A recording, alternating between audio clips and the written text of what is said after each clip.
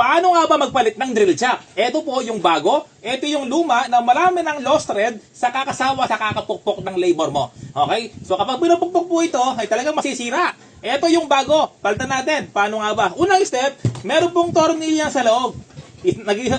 Kung minsan yung iba wala, pero yung iba meron. Okay? So ngayon yung pagtanggal, ganito, yung tornilyo sa loob ay pa-clockwise, no? Pahigpit, pakanan.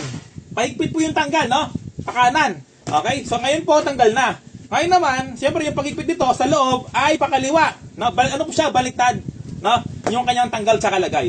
Ngayon, kapag tanggal na, kuha ka ng number 14, socket. Ayan, no? Close wrench. Ipapasok mo ngayon dito. Ayan, no? Di ba? Sakto. O tapos, kuha ka ng vice grip. O ngayon, yung pagtanggal po nito, pa-clockwise, ay pa-counterclockwise, no? Pa-counterclockwise.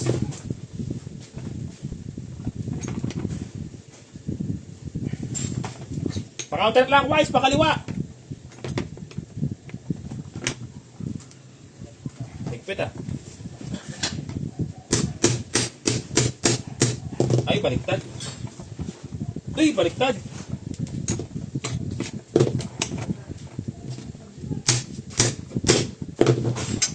Ayan, mga ka-repairman, tanggal na.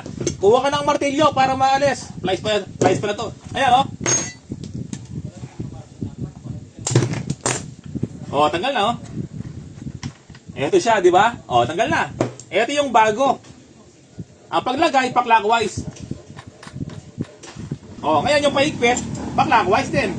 Kontrahin mo dito para maikot mo ng clockwise.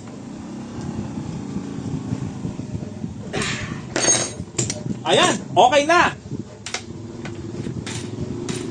O, di ba? Okay na.